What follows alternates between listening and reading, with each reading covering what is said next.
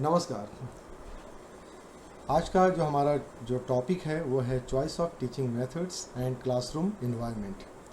हम लोग जो ये पढ़ रहे हैं, हम लोग का जो क्लास चल रहा है, ये क्लास केंद्रीय विद्यालय संगठन के होने वाले एग्ज़ाम के लिए है, जो कि संभवतः जून के लास्ट में या फिर जुलाई के फर्स्ट वीक में इसका नोटिफिकेशन निकल जाएगा। ऐसे तो आपका वैकेंसीज जितने भी हैं, पोस्ट कितने हैं, उनका पैटर्न क्या होगा, ये सारी चीज़ें ऑलरेडी पहले से निकल चुकी हैं।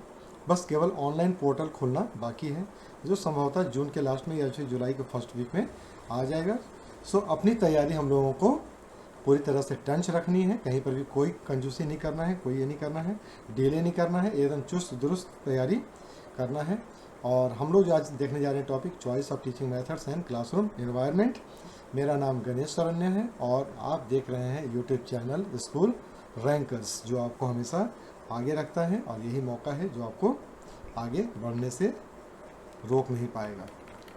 चलिए, तो आज का जो हमारा है चॉइस ऑफ टीचिंग मेथड्स, तो हम लोग शिक्षण विधि, जो हमारा जो टीचिंग मेथड होता है, उसका हम लोग सिलेक्शन कैसे करते हैं, चुनते कैसे हैं, चॉइस कैसे करते हैं। The choice of teaching methods refers to the selection of appropriate instructional strategy that best facilitate learning for different learners based on the topic, learners needs and learning objective। तो हम लोग जो कुछ भी शिक्षण विधि का जो चयन करते हैं ना, उसका अर्थ ये होता है कि हम लोग जो कुछ भी चूज़ कर रहे हैं, उसमें क्या होता है, शिक्षण का उद्देश्य क्या है, पढ़ाने का मेरा पर्पस क्या है, क्यों पढ़ा रहे हैं हम लोग। ठीक है, जो पढ़ने वाले बच्चे हैं ना, उनकी क्या आवश्यकता है, उनकी नीड क्या है, उनको क्या ज़रूरत है, उनको क्या पढ़ना है। और तीसरा जो हम लोग बात करते हैं वो होता है विषय वस्तु के अनुसार जो भी उपयुक्त रणनीति अपनाना है आपको समझाने के लिए, पढ़ाने के लिए, वो हम लोग चुन लेते हैं। इसी पूरे के पूरे प्रोसेस को, इस पूरी गतिविधि को हम लोग क्या कहते हैं, शिक्षण विधि का चयन कहते हैं, और इसी से हम लोग चुनते हैं।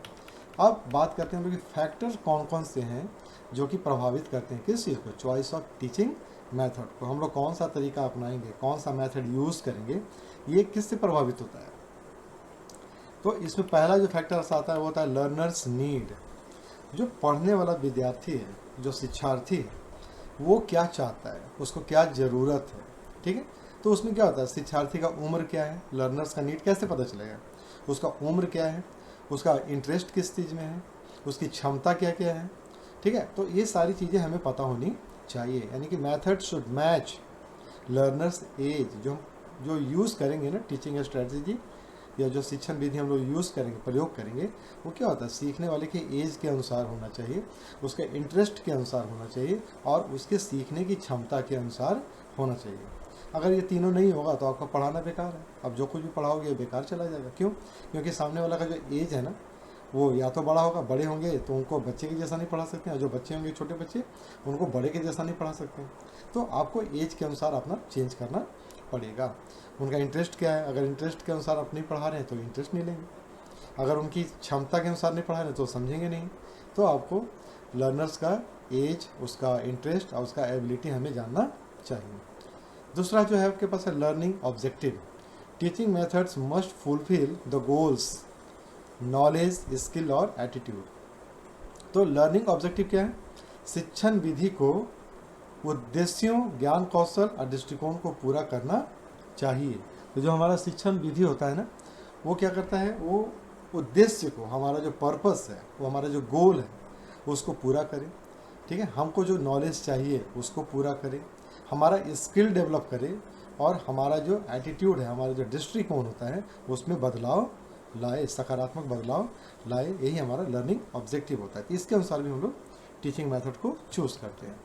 Nature of content, the topic, theory affect the method.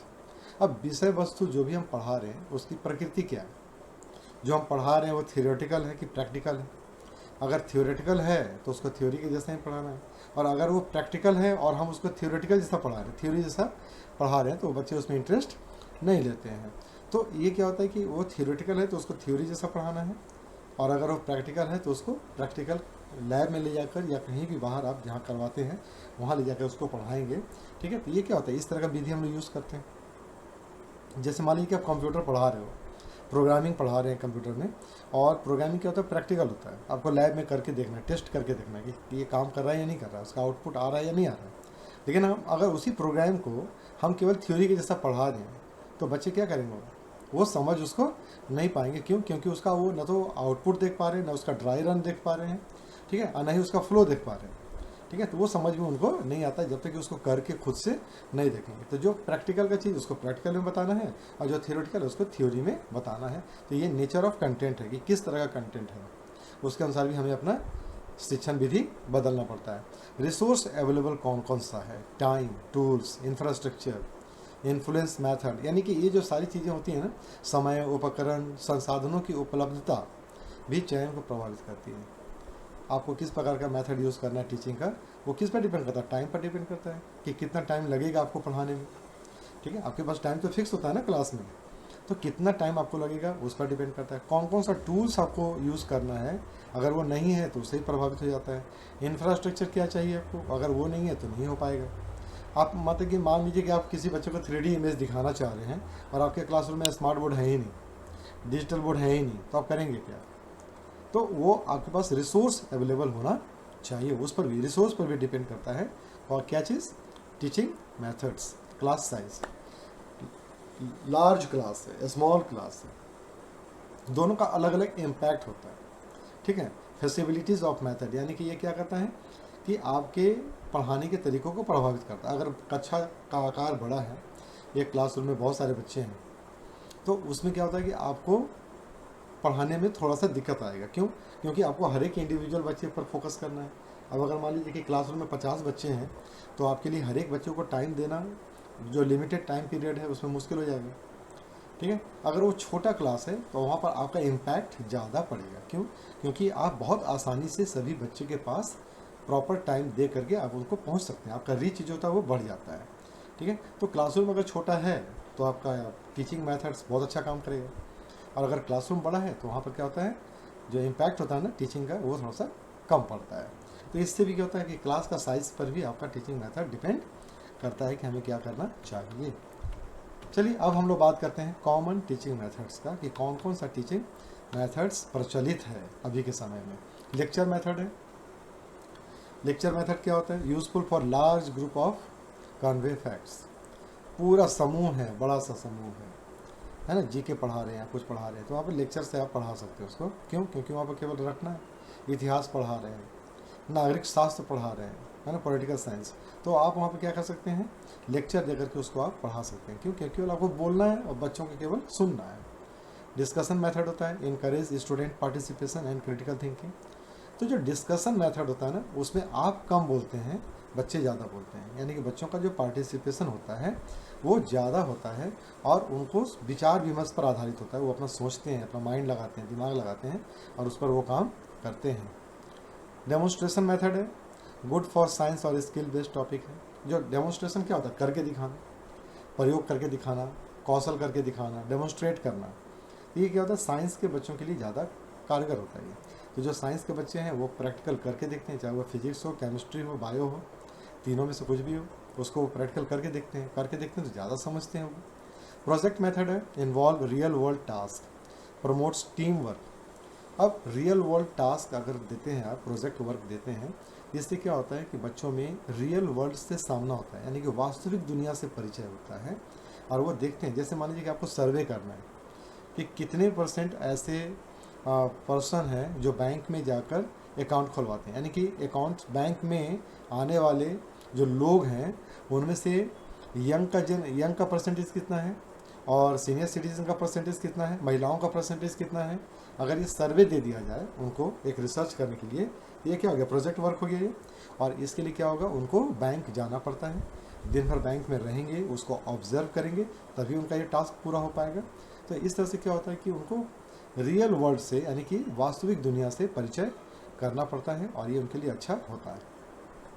और ये क्या होता है, चूँकि ये टीम में काम करते हैं इसलिए टीम वर्क भी इनके अंदर डेवलप होता है। Activity based method, learning through doing.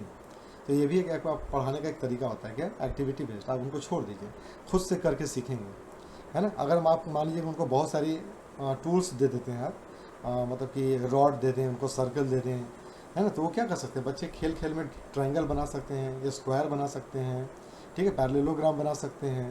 तो ये सारी चीज़ें वो बना करके खुद से सीखते हैं कि हमारे पास जो टूल्स है हमारे पास जो मटेरियल है उससे हम क्या क्या बना सकते हैं। तो नई नई चीज़ें वो सीखते हैं, अलग अलग आकृति बना करके उसको वो जानते हैं कि हम क्या क्या और कर सकते हैं इससे। आईसीटी बेस्ड मेथड है, आपके पास डिजिटल टूल्स होता है, मल्टीमीडिया है, स्मार्ट क्लास है, स्मार्ट बोर्ड है, डिजिटल बोर्ड है। ये सारी चीज़ें जो होती हैं ना, उससे क्या होता है कि आप अपने शिक्षण को, कौशल को बढ़ा भी सकते हैं और नए ढंग से और बहुत ही इम्प्रूव्ड वे में बच्चों को पढ़ा सकते हैं।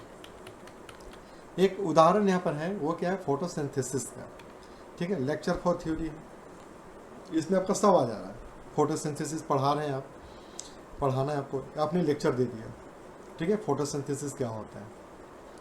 अब डेमोन्स्ट्रेशन करके दिखाते हैं। डेमोन्स्ट्रेशन कैसे करते हैं, एक आप जो है एक पॉट में एक प्लांट लगा देते हैं छोटा सा, और उसको आप फिर उसी तरह से धूप में रखते हैं, उसकी एक पत्ती को ढक देते हैं थोड़ा सा, और उसके बाद फिर 1-2 दिनों के बाद डेमोन्स्ट्रेट करके बच्चों को बताते हैं कि पत्ती का वह भाग जो ढका हुआ था वो क्या है, वो हरा नहीं है, उसका कलर फेड है। तो इस तरह से आप बता सकते हैं, डेमोन्स्ट्रेट करके, लाइव डेमोन्स्ट्रेट करके बता सकते हैं। साथ ही साथ आप आईसीटी टूल्स का यूज़ करके एनिमेशन के रूप में भी आप उसका प्रोसेस बता सकते हैं। ठीक है, और बाद में ये सब तीनों चीज़ आप जब उनको बता देते हैं, लेक्चर दे दिए हैं, डेमोन्स्ट्रेट कर दिए हैं, आईसीटी के थ्रू एनिमेशन में उनको प्रोसेस समझा दिए हैं, तब आप क्या बोलते हैं कि जाओ टीम वर्क में जाओ, 4-5 का समूह है, अपना अपना तुम लोग प्लांट खुद से ग्रो करो और देखो कि किसके साथ क्या क्या हो रहा है। ये क्या हो गया, एक टीचिंग मेथड हो गया, जिसमें कि 2-3 मेथड जो है हम लोग यूज़ करके बच्चों तक बात को पहुंचाते हैं। तो ये तो बात हो रहा था टीचिंग मेथड्स कौन सा अच्छा होता है, चॉइस कैसे करते हैं टीचिंग मेथड्स का। अब हम लोग बात करते हैं क्लासरूम इन्वायरमेंट कैसा होना चाहिए, कक्षा का वातावरण कैसा होना चाहिए। तो कक्षा का वातावरण से हम क्या समझते हैं। Classroom environment refers to the physical, social and emotional climate of the classroom. ठीक है, that affect the teaching learning process. अब क्लासरूम इन्वायरमेंट का मतलब क्या हो गया, फिजिकल स्ट्रक्चर क्लास का क्या है, बेंच, टेबल, डेस्क, बच्चे बैठे कैसे हैं, उनका बैठने का तरीका कैसा है, उनका सोशल एक्टिविटी क्या है आपस में, ठीक है, उनका इमोशनल क्लाइमेट क्या है क्लास का। ये सारी चीज़ें क्या होती हैं, एक संपूर्ण क्लासरूम का इन्वायरमेंट क्रिएट कर देता है, वातावरण तैयार कर देता है। ठीक है, तो कक्षा का वह वातावरण जो भौतिक, सामाजिक और भावनात्मक परिवेश में शिक्षण अधिगम प्रक्रिया को संपन्न करता है, वो कहलाता है कक्षा का वातावरण। अब इसका कैरेक्टरिस्टिक क्या होता है पॉजिटिव क्लासरूम एनवायरनमेंट का। ठीक है, सकारात्मक कक्षा जो होता है उसका वातावरण जो है वो, उसकी विशेषताएं क्या क्या हैं। तो पहला क्या है, सम्मानजनक और समावेशी, सब एक दूसरे को रिस्पेक्ट करते हैं, सब एक दूसरे का आदर कर रहे हैं, और समावेशी होता है उसमें सभी तरह के बच्चे शामिल होते हैं। दूसरा क्या है, भावनात्मक रूप से सुरक्षित होना, सभी बच्चे इमोशनली सेफ हों, किसी को कोई डर भय नहीं है, जो स्लो लर्नर है, जो एवरेज है, ठीक है, वो सभी के सभी समान हैं, कहीं पर भी कोई डर भय या फियर नहीं है, इन्फीरियरिटी कॉम्प्लेक्स नहीं है कि हम उनसे कम हैं, उनसे नीचे हैं, ऐसा कुछ भी नहीं है, सब एक समान है। सुव्यवस्थित और स्वच्छ वातावरण क्लास का रहता है, वेल ऑर्गेनाइज रहता है, आने जाने के लिए पर्याप्त जगह होता है, बैठने के लिए पर्याप्त प्लेस होता है, कहीं पर भी कोई कंजस्टेड नहीं है, ठीक है, कहीं पर भी कोई व्यवधान नहीं है, क्लासरूम पूरा नीट एंड क्लीन रहता है, संवादात्मक और आकर्षक। और वो जो क्लासरूम होता है वो क्या होता है, इंटरेक्टिव होता है, बच्चे आपस में एक दूसरे से इंटरेक्ट कर रहे हैं, डिस्कस कर रहे हैं, खेल रहे हैं, समझ रहे हैं, पूछ रहे हैं, तो ये क्या होता है, देखने में भी आकर्षक होता है। Free from fear and punishment, उस क्लास में कहीं कोई डर नहीं होता, किसी बच्चे में कोई डर नहीं है कि टीचर मारेंगे, पनिशमेंट करेंगे, बाहर निकालेंगे, कोई टेंशन नहीं है, सब टेंशन फ्री होकर के कर रहा है काम। टूट गया तो टूट गया, फूट गया फूट गया, गिर गया गिर गया, कहीं कोई डर भय नहीं है। तो भय और दंड से मुक्त क्लासरूम होता है।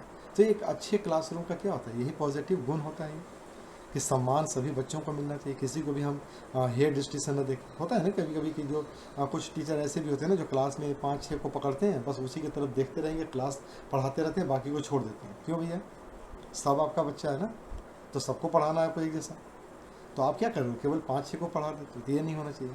तो सभी बराबर हैं आपके लिए, सभी बच्चे आपके एक समान हैं।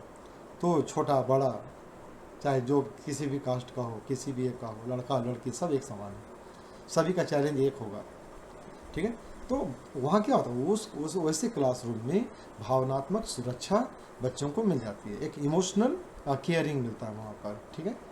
और वैसे क्लास क्या होते हैं, सुव्यवस्थित होता है और स्वच्छ भी होता है, जहाँ पर संवाद, ठीक है, हो रहा है, संवाद आपस में बातचीत हो रहा है, आदान प्रदान हो रहा है नॉलेज का। और वैसा क्लास क्या होता है, देखने में भी आकर्षक होता है। क्यों? क्योंकि वो भय और दंड से मुक्त होता है। तो इस तरह का क्लासरूम होना चाहिए। देखिए, कहा भी जाता है कि अगर आपके क्लास में पूरा शांति है, बच्चे एकदम शांत होकर पढ़ रहे हैं, तो आप यकीन मानिए कि वो पढ़ नहीं रहे हैं, कुछ नहीं पढ़ रहे हैं। जो वो क्या था, डर से केवल शांत है। क्लासरूम वही अच्छा होता है जहाँ बच्चे हंसते रहते हैं, बोलते रहते हैं, जहाँ से आवाज़ें आते रहती हैं, वो क्लास सबसे अच्छा होता है। आवाज़ें आती रहती हैं मतलब कि टीचर की आवाज़ें नहीं, बच्चे की आवाज़ें आती रहती हैं, हंसने का, बोलने का, क्वेश्चन पूछने का, आंसर देने का, वो सब। Component of classroom environment. अब क्लासरूम इन्वायरमेंट का कंपोनेंट क्या क्या, कक्षा वातावरण के घटक कौन कौन से घटक हैं। तो पहला जो घटक है वो क्या है, फिजिकल इन्वायरमेंट, यानी कि भौतिक वातावरण कैसा होता है। तो भौतिक वातावरण में क्या आता है क्लासरूम का, सीटिंग अरेंजमेंट है, पहले बैठने की व्यवस्था क्या होती है। अब क्लासरूम मैनेजमेंट में हम लोग चलेंगे तो देखेंगे कि वहाँ पर अलग अलग तरीका होता है, बैठने का तरीका किस किस तरह का होता है, और उसका सीटिंग अरेंजमेंट कैसे कैसे किया जाता है, वो अलग अलग है, वो हम लोग आगे चलकर देखेंगे। लाइटिंग होना चाहिए क्लास में, प्रॉपर लाइटिंग होना चाहिए, अंधेरा नहीं होना चाहिए, प्रॉपर लाइट होना चाहिए पूरा क्लास। वेंटिलेशन होना चाहिए, सफोकेशन ना हो बच्चों को, खुला हवादार होना चाहिए, खिड़कियाँ होनी चाहिए। डिस्प्ले, बच्चे को black boards, white board, smart board अच्छी तरह से दिखना चाहिए। तो जो क्लास का एक बता रहा है ना कि semi circle sitting for group discussion. अब ग्रुप डिस्कशन होता है तो क्या होता है, हम लोग अर्धवृत्ताकार में बैठ जाते हैं और वहाँ से वो ग्रुप डिस्कशन चालू होता है, ठीक है। तो ये सीटिंग अरेंजमेंट हम लोग अलग अलग टीचिंग मेथड के लिए अलग अलग तरीके से यूज़ करते हैं। सोशल एनवायरनमेंट क्या होता है, सामाजिक वातावरण। टीचर्स स्टूडेंट रिलेशनशिप, सामाजिक प्राणी है ना, दोनों का दोनों तो सामाजिक प्राणी है। अब ये कह रहा है कि टीचर और स्टूडेंट का रिलेशनशिप क्या होना चाहिए, सकारात्मक होना चाहिए, डर नहीं होना चाहिए, स्टूडेंट खुल करके अपनी बात रखे, टीचर खुल करके उसको पढ़ाए, ठीक है। जो रिलेशनशिप होता है ना गुरु और शिष्य का, वो अच्छा होना चाहिए, पॉजिटिव होना चाहिए। पीयर इंटरेक्शन हो, बच्चे आपस में भी एक दूसरे से बातचीत करें, टीचर्स का भी आपस में सकारात्मक सहयोग हो। अगर कोई बच्चा किसी चीज़ में प्रॉब्लम फेस कर रहा है तो उनके काउंसलर तक आपकी पहुंच हो, यानी कि टीचर का भी आपस में जो सहयोगात्मक होगा, माहौल होगा, तो बच्चों के काम भी आता है। तो ये जो सामाजिक वातावरण होता है ना, वो टीचर स्टूडेंट का, टीचर टीचर के साथ और बच्चों के साथ में अच्छा होना चाहिए, ठीक है। जैसे हम लोग क्या करते हैं, पीयर लर्निंग होता है, ग्रुप टीम वर्क में काम करते हैं, ये सब सारी चीज़ें आती है। इमोशनल इन्वायरमेंट, भावनात्मक वातावरण, मोटिवेशन, सेफ्टी, रिस्पेक्ट और इंकरेजमेंट, ये बच्चों को होना चाहिए। बच्चा अगर मान लीजिए कि कमज़ोर है तो हम लोग क्या करें, पीछे फेंक दें, स्कूल से निकाल दें कि हम केवल टॉपर को ही रखते हैं, भाई 90 प्लस रहेगा तो आओ, नहीं तो जाओ। ऐसा होता है क्या? नहीं होता है। तो जो बच्चे हमारे 60 वाले हैं वो भी हमारी क्लास में, 70 भी है, 90 भी है, 90 प्लस भी है, सब है ना वहाँ पर। तो सबके लिए एक रिस्पेक्ट होना चाहिए, सेफ्टी की भावना भी होनी चाहिए। साथ ही साथ जो बिलो एवरेज हैं उनको हम लोग मोटिवेट भी करते हैं, इनकरेज भी करते हैं कि भैया तुम थोड़ा सा और मेहनत करो, आगे आ जाओगे तुम, है कि नहीं। उनको हम लोग पहली पंक्ति में बैठा देते हैं, नहीं समझ में आता है, सुनाई नहीं देता है, दिखता नहीं है, तुम आगे वाली पंक्ति में आ जाओ भाई, यहाँ करके पढ़ो।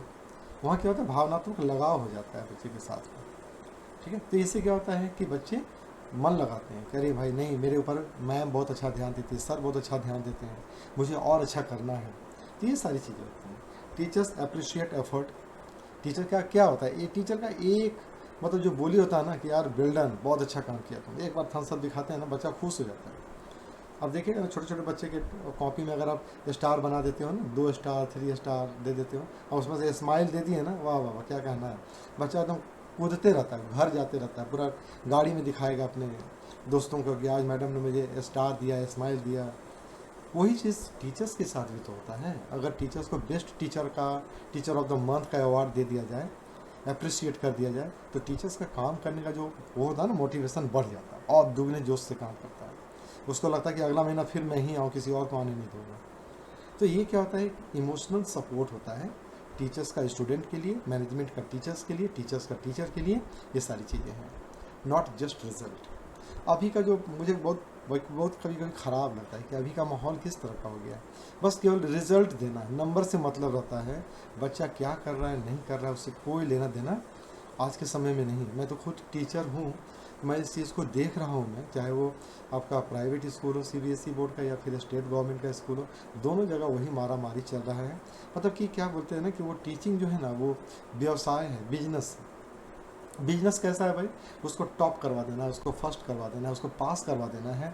वो समझे नहीं समझे, जाने नहीं जाने, उसको केवल रटवा देना है, रटवा करके पास करा के निकाल दीजिए। मार्क्स उसका आ गया, हम सबसे अच्छे टीचर हैं, वो सबसे अच्छा स्टूडेंट हैं। उसके बाद उसको नौकरी मिले न मिले, आगे का उसका रास्ता कठिन हो जाए, गिर जाए, कोई देखने वाला उसको नहीं।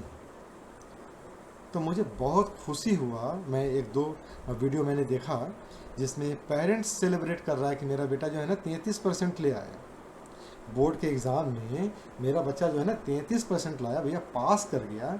उसके लिए वो क्या किए, पूरे मोहल्ले में मिठाई बांटे, केक काटे और पूरा ढोल नगाड़ा बजवा दिए। क्यों भैया, बहुत ज़्यादा उम्मीद नहीं करना है हमें कि 100 में 100 आ गया। तो ये बहुत सारी चीज़ें आप देखिएगा, बहुत सारी, इससे फ्रस्ट्रेशन आता है बच्चों। एज ए काउंसलर कह रहा हूँ मैं कि जो बच्चा केवल मार्क्स के पीछे भाग रहा है, मैं आपको रियलिटी बता दूं कि सरकारी स्कूलों में अभी भी 9, 10, 11, 12 के जो बच्चे हैं ना, उनको अगर आप एक पैराग्राफ दे दोगे ना हिंदी में पढ़ने के लिए, नहीं पढ़ पाते हैं। इंग्लिश तो बहुत दूर की बात है, हिंदी का नहीं पढ़ पाते हैं। उनको अपना नाम आप इंग्लिश में लिख के दे दोगे तो नहीं पढ़ पाएंगे। क्यों नहीं पढ़ पाते हैं भाई? चूँकि आपने उनका कॉन्सेप्ट क्लियर नहीं किया सब्जेक्ट का, सब्जेक्ट के बारे में आपने उनको नॉलेज नहीं दिया। आपने क्या दिया, केवल उनको नंबर दिया। तो अभी के समय में क्या हो रहा है, प्रॉब्लम वहीं पर आ रहा है। चाहे बच्चे आपके हों, चाहे बच्चे मेरे हों, ठीक है, मेरे भी बच्चे हैं, तो कोई ना कोई तो उसको पढ़ा रहा है। अगर जो पढ़ा रहा है वो क्या करे, केवल मार्क्स दे दे, मैं कुछ भी लिखूं वो भरपूर मार्क्स दे दिया। 5 नंबर का क्वेश्चन है, मेरे बच्चे ने कुछ नहीं लिखा, उसको 5 नंबर दे दिया। तो बच्चे का मार्क्स तो आ रहा है ना, लेकिन प्रॉब्लम कहाँ आ रहा है, उसको नॉलेज नहीं मिला उस चीज़ का जो वो जिसको वो जानना चाहिए था, उसको वो जो जानना चाहिए था वो उसको नहीं मिला, केवल मार्क्स मिला। पेरेंट्स खुश, टीचर खुश, बच्चा भी खुश, लेकिन बच्चे के भविष्य के लिए वो चीज़ क्या होगी, आगे चलकर खराब हो जाता है। तो हम लोग अभी कहाँ भाग रहे हैं, नंबर के पीछे भाग रहे हैं। पेरेंट्स भी बहुत अच्छे हैं आज के समय में, वो नंबर्स ही मांगते हैं, बोलते भाई मेरे बच्चे को नंबर्स दे दो, आपने 2 नंबर काट लिया, लड़ाई झगड़ा सब हो जा रहा है आपका। तो इसको आप प्राइवेट स्कूल में आप जाके देख लीजिए क्या हो रहा है, नंबर कम है गया, टीचर्स के साथ बहसा बहसी हो जा रही है। तो नंबर के पीछे भागने का जो तरीका है ना, वो सबसे ख़राब होता है। ठीक है, आप रिजल्ट के लिए नहीं, हम उनके लिए एक अच्छा भविष्य के लिए बात कर रहे हैं। कॉम्पिटिटिव यही होता है ना, कॉम्पिटिटिव वर्ल्ड में क्या होता है, बच्चों को फिर से मेहनत करना पड़ता है। आप याद रखिएगा इस चीज़ को।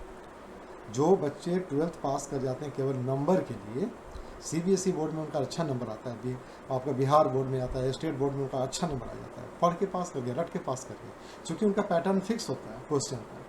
लेकिन जब वो कॉम्पिटिटिव एग्ज़ाम में बैठ जाते हैं ना, तो वहाँ तो पैटर्न आपका चेंज होते रहता है, वहाँ पर बच्चे आपके गड़बड़ा जाते हैं और उनको फिर से शुरुआत करना पड़ता है वहाँ से, जिसमें उनको टाइम लगता है। तो क्यों ना वो शुरुआत स्कूल से, क्यों ना हम लोग एक इस तरह से बात को करें कि भाई बच्चों को कॉन्सेप्ट दिया करो, हम उसको समझ में आ रहा है कि नहीं आ रहा, उस पर हम फोकस करें।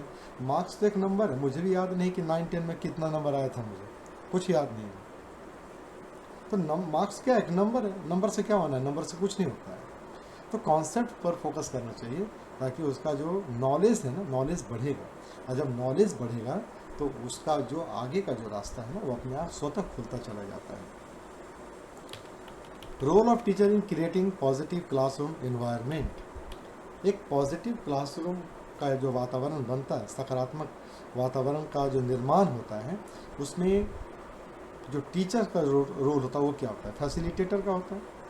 टीचर क्या करता है, गाइड करता है, किसको, जो हमारे बच्चे पढ़ रहे हैं उसको मार्गदर्शक की भूमिका में रह करके उसको सपोर्ट करता है, उसको गाइड करता है, उसको आगे का रास्ता दिखाता है।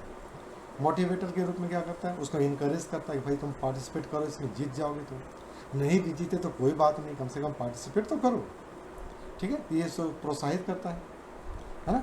डिसिप्लिन वो क्या करता है, वो इंश्योर करता है कि कक्षा में क्या हो, कोई डरे नहीं और सभी लोग क्या करें, अनुशासित रहें। और अनुशासन से क्या होता है, अनुशासन को भय के बिना बनाए रखना है, डरना नहीं है, रिस्पेक्ट वाला अनुशासन होना चाहिए, सीखने वाला अनुशासन होना चाहिए, डर वाला अनुशासन नहीं होना चाहिए क्लासरूम में। ये कौन करता है? टीचर करता है। मैनेजर की भूमिका होता है, डिसिप्लिन मैनेजर वही होता है, रोल मॉडल होता है। टीचर्स बताता है कि देखो मैं जो खुद कर रहा हूँ वो है, आपको करना चाहिए। एक टीचर होने के नाते मेरा ये काम है, मेरा एक कर्तव्य है, मेरा एक ड्यूटी है, आपका भी कुछ ना कुछ ड्यूटी है। तो टीचर क्या करता है कि एग्जाम्पल सेट करता है, ठीक है, रिस्पेक्ट का और फेयरनेस का, कि मैं किसी के लिए वायस नहीं हूँ, मेरे लिए सब बराबर है, मैं सबके लिए समान काम करता हूँ। तो बच्चे भी क्या करते हैं, आपका रिस्पेक्ट करेंगे, आपको मानेंगे, आपके लिए एकदम कहीं भी लड़ जाएंगे, भीड़ जाएंगे, कुछ भी कर देंगे, ठीक है। लाइक शेयर सब्सक्राइब तो ऐसे भी कर देंगे। तो ये होता कि नहीं होता? होता ही नहीं इससे। तो बच्चा लोग ये भी है जो सीखने की बात होती है ये सब की, एक टीचर्स के रूप में आपका रोल क्या होता है। चलिए अब यहाँ पे एक एग्जांपल हम लोग देख लेते हैं, क्या है वो। A teachers who encourage question, है ना, praises effort, maintains fairness, uses group activities and decorate class wall with student work, create a healthy learning environment. अगर एक शिक्षक जो प्रश्न पूछने के लिए प्रेरित करता है, किसको? बच्चों को, उनके प्रयास की सराहना करता है, निष्पक्ष व्यवहार करता है और ग्रुप एक्टिविटी कराता है और उनके एक्टिविटीज़ को पूरे क्लास में सजा देता है ना, और हर किसी को दिखाता है कि ये किसकी एक्टिविटी है, तो उसकी एक्टिविटी है।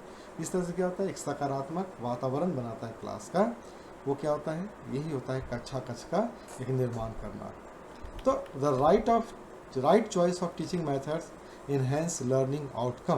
तो ये जो पूरा हम लोग आज क्लास किए हैं उसका निचोड़ क्या निकल रहा है? निचोड़ यही निकल रहा है कि right choice of teaching method का क्या होता है। यही होता है कि जब आप राइट चॉइस करते हैं, सही चुनाव करते हैं पढ़ाने का तरीके का, उससे क्या होता है, आपका लर्निंग आउटकम 100% मिलेगा आपको, ठीक है। जो आप चाहते हैं वो आपको रिजल्ट मिल जाएगा। A positive classroom environment supports student growth, motivation and participation. अगर कक्षा का वातावरण अच्छा है तो बच्चे क्या करते हैं, बहुत अच्छा ग्रो करते हैं, मोटिवेट भी होते हैं और पार्टिसिपेट भी करते हैं। हर बच्चा एक्टिविटी में पार्टिसिपेट कर रहा है, आप परेशान हो जाओगे इसके साथ, आपको मज़ा भी आएगा, परेशान भी हो जाओगे। सभी बच्चे लोग आपके साथ लटके हुए, मैं भी। तो ये होना चाहिए क्लास का ये। Together this elements from the backbone of effective teaching learning in school. और सब कुछ मिल करके ये क्लासरूम इन्वायरमेंट और चॉइस ऑफ टीचिंग मेथड्स मिल करके यही सब होता है, बैकबोन होता है किसका, इफेक्टिव टीचिंग लर्निंग जो हमारा स्कूल में चल रहा है उसका ये रीढ़ है, ये सब दोनों का दोनों। और ये जब दोनों अच्छा होता है तो आपका जो लर्निंग जो चल रहा है स्कूल में, टीचिंग लर्निंग का जो प्रोसेस है वो क्या होता है, इफेक्टिव होता है, प्रभावशाली होता है। तो उम्मीद है कि आज के क्लास में आपको चॉइस ऑफ टीचिंग मेथड समझ में आया होगा और साथ ही साथ क्लासरूम एनवायरनमेंट कैसे अच्छा बनाया जा सके, उसके क्या क्या फैक्टर्स हैं और बहुत सारी चीज़ें आपको आज समझ में आया है। कहीं पर भी अगर कोई कन्फ्यूज़न होता तो प्लीज़ आप लोग थोड़ा सा लिख लिया कीजिए कमेंट्स में, ताकि मुझे भी अच्छा लगेगा, पढ़ करके बहुत मज़ा आता है और मैं इंतज़ार करता रहता हूँ आप लोगों के कमेंट्स का कि आप लोग कमेंट्स कीजिए, ठीक है। और आपको तो पता ही है कि मैं बहुत अच्छा पढ़ाता हूँ और मैं बहुत अच्छा टीचर भी हूँ और आप लोग बहुत अच्छे स्टूडेंट हैं। आप लोग हमेशा पढ़ते रहिए, दूसरों को भी जोड़िए और मेरा थोड़ा सा उत्साहवर्धन कीजिए, मुझे भी मोटिवेशन की ज़रूरत है, बाकी तो मेरे पास है ही। मोटिवेट आप लोग करते रहिए, पार्टिसिपेट करते रहिए क्लास में और इस क्लास को भी एक अच्छा क्लासरूम इन्वायरमेंट यहाँ पर भी आप लोग बनाइए। मैं भी कोशिश करता हूँ कि इसको और अच्छा और इफ़ेक्टिव बनाया जाए इस ऑनलाइन क्लास को। चलिए आज के लिए बस इतना ही। लाइक शेयर सब्सक्राइब जरूर कर लीजिएगा, बेल आइकन दबाना चाहें तो उसको भी दबा दीजिएगा। तब तक के लिए नमस्कार।